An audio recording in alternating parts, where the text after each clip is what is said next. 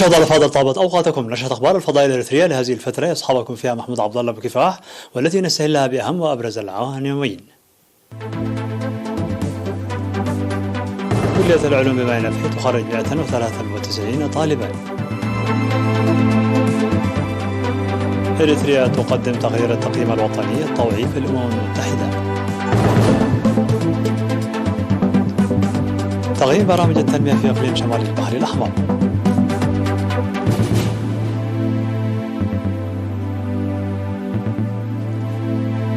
جو بايدن يؤكد التزام الولايات المتحدة الأمريكية بالدفاع عن أمن إسرائيل. وتركيا تعلن التوصل لاتفاق حول أزمة الحبوب الأوكرانية. رئيس وزراء إيطاليا يحذر حركة 5 نجوم من الإنذارات السياسية.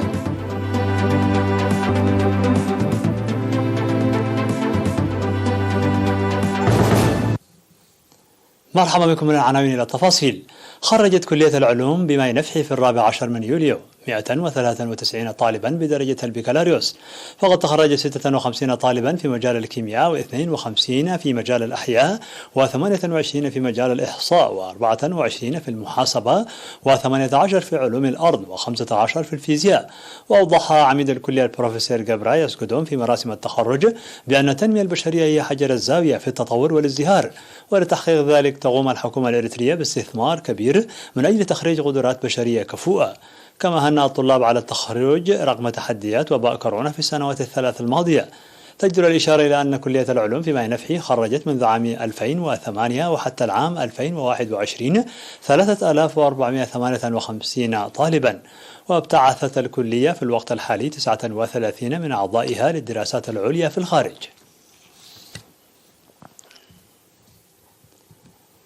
قدمت إريتريا في 12 من يوليو بمدينة نيويورك التقييم الوطني الطوعي لعام 2022 في المنتدى السياسي رفيع المستوى بالأمم المتحدة للتنمية المستدامة، وفي الاجتماع الذي نظمه المجلس الاقتصادي والاجتماعي في المنظمة وقدمت فيه الدول الأعضاء تطور التنمية فيها. قالت مندوبة إريتريا في الأمم المتحدة السفيرة صوفيا تساماريام إنه لمن دواعي سرور البالغ أن أقدم تقرير المراجعة الوطني الطوعي الأول لإريتريا، والذي كان شفافا وتعاونيا بمساهمة ومشاركة الوزارات والمجتمع المدني والمنظمات الإنمائية التابعة للأمم المتحدة في إريتريا.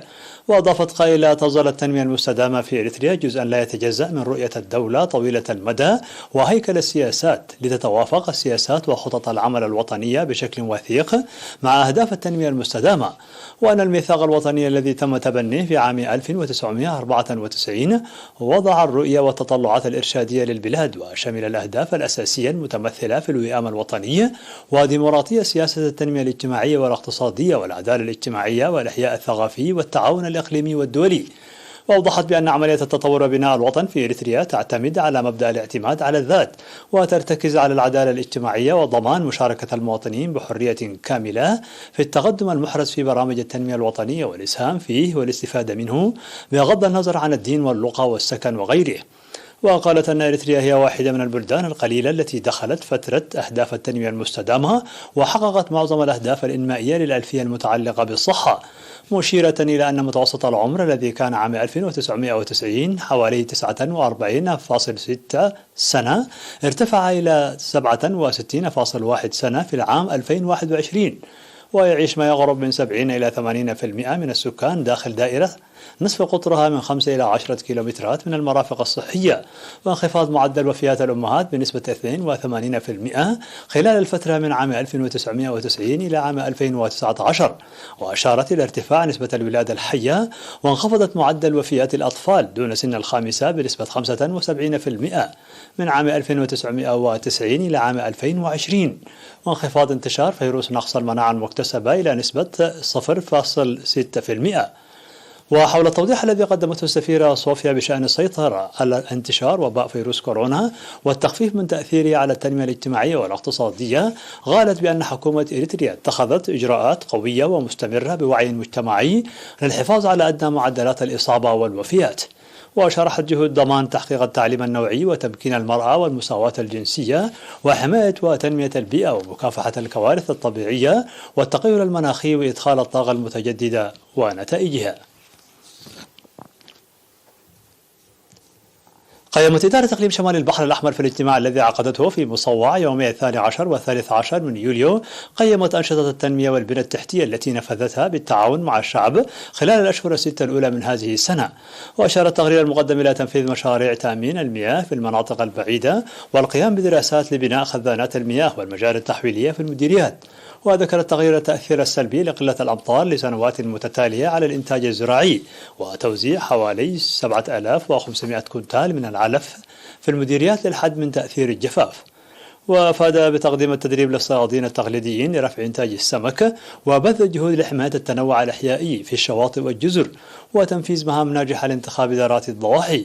وفي المجال الصحي أوضح التقرير تطور الخدمات الصحية بفضل توظيف القدرات البشرية وإدخال المعدات الحديثة، وارتفاع خدمات جراحة العيون والولادة في المؤسسات الصحية ورعاية الأمومة والطفولة. وذكر التقرير بأن وعورة التضاريس وحياة الترحال الرعوية وعدم تجمع القرى وقلة الفصول الدراسية يؤثر سلبا على العملية التعليمية، وكذا القدرة على توثيق التراث غير المادي لحمايته من الانقراض. وبحث الاجتماع التقرير المقدم موصيا بضرورة القيام بالحراسة الجادة للمحميات والدفع بأنشطة حماية التربة والمياه والإسراع بصيانة المؤسسات الصحية والتعليمية. وقال المدير التنفيذي في إدارة الإقليم السيد كبروم عن ميكائيل في ختام الاجتماع بأن البرامج المنفذة إيجابية وضعا بالاعتبار النواقص والتحديات، مؤشرا إلى زيادة مشاركة المرأة في انتخابات إدارات الضواحي باستثناء مصوى. كما أوضح البرامج المستقبلية المخطط لتنفيذها من أجل تخفيف مشكلة المياه والتشجير وحماية التربة وحفظ المياه.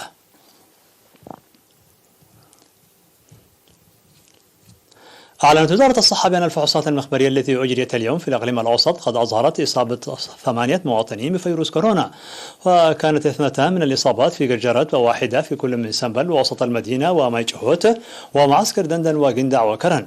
في غضون ذلك شفي مريض واحد من مرضى وباء كورونا في الإقليم الأوسط، وبهذا بلغ عدد المصابين بفيروس كورونا في البلاد حتى الآن 9852، شفي منهم 9702 وتوفي 103 مريضا، فيما لا يزال يتلقى 47 من مرضى الوباء الرعاية الصحية في المستشفيات.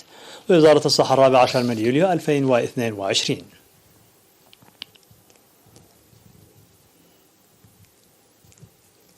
أعرب سكان حليب منتل بمديرية عيلة برعد عن ارتياحهم لتخصيص المواصلات في خط حليب منتل كرن، وأوضح السكان معاناتهم السابقة للتنقل إلى كرن، حيث كانوا يدفعون 30 نقفة في الحافلات الخاصة ويحصلون على الخدمات حاليا بسعر 5 نقفات.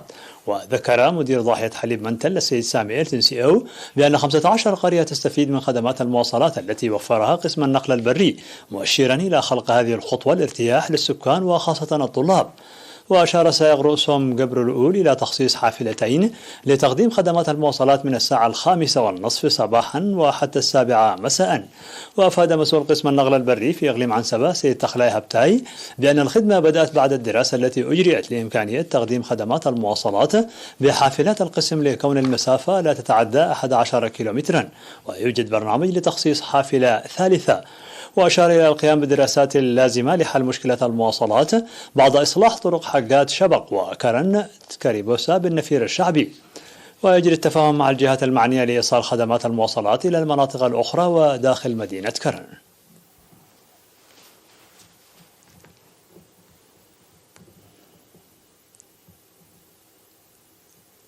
مشاهدينا الأفاضل، كانت هذه الأخبار الداخلية. فاصل قصير ونوفيكم بالأخبار العالمية. ابقوا معنا.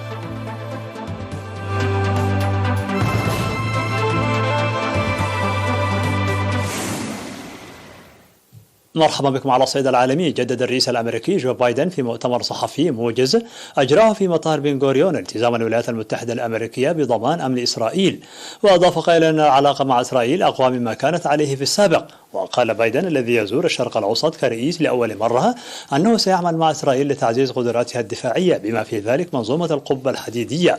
كما أشار إلى أنه سيناقش الدعم المستمر لحل الدولتين وتفادي تكرار أخطاء الماضي.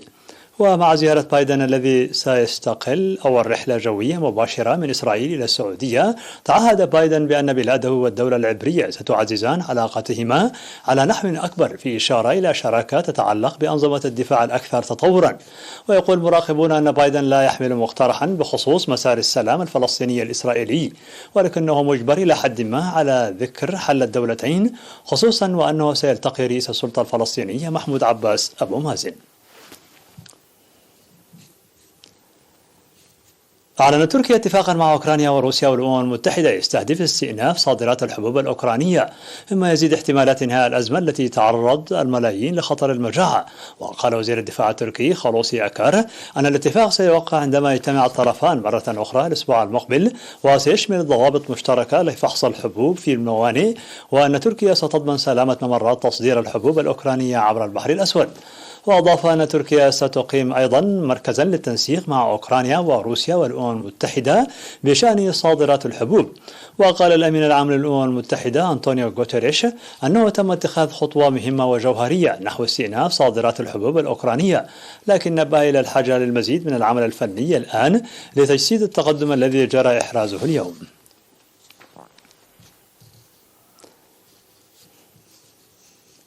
شدد رئيس الوزراء الإيطالي ماريو دراغي على أن حكومته قادرة على الاستمرار في العمل على الرغم من التوتر مع حركة 5 نجوم، لكنه حذر من أنها لن تستطيع العمل إذا وجهت الحركة العضو في الائتلاف إنذارات سياسية. تحدث دراغي أمام الصحفيين بعد اجتماع مع نقابات بشأن أحدث جهود الحكومة لتخفيف آثار تزايد التضخم وارتفاع أسعار الطاقة على العمال والأسر والصناعات. جاء الاجتماع بعد امتناع نواب حركة 5 نجوم عن التصويت على إجراء حكومي في الغرفة الأدنى للنواب في بادرة لسحب الثقة دفعت دراغي للتشاور مع الرئيس الإيطالي.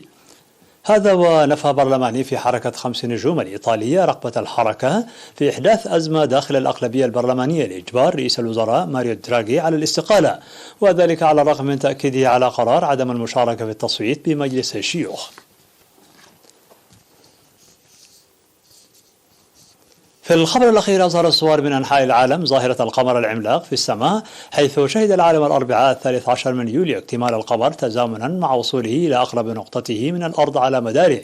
ويصنف قمر ذي الحجة أو قمر الغزال بأنه قمر عملاق على قرار قمر الفراولة الذي ظهر الشهر الماضي، لأن الظاهرة تحدث عندما يكون القمر في أقرب نقطة في مداره من الأرض، وهو ما يجعله يظهر أكبر وأسطع للناظرين. وأظهرت صور التقطتها وكالة أسوشيتد بريس القمر العملاق فوق قلعة بميلانو في إيطاليا، والتماثيل كأنها سابحة في ضوئه.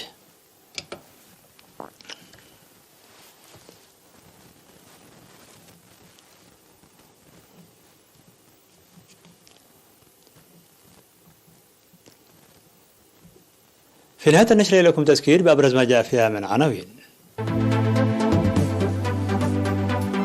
كلية العلوم بمعين نفحي تخرج 193 طالبا. إريتريا تقدم تقرير التقييم الوطني الطوعي في الأمم المتحدة.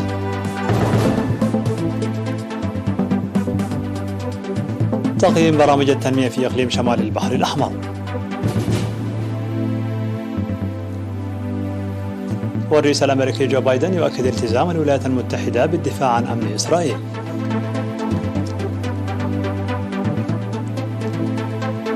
تركيا تعلن التوصل لاتفاق حول أزمة الحبوب الأوكرانية. ورئيس الوزراء الإيطالي يحذر حركة 5 نجوم من الإنذارات السياسية.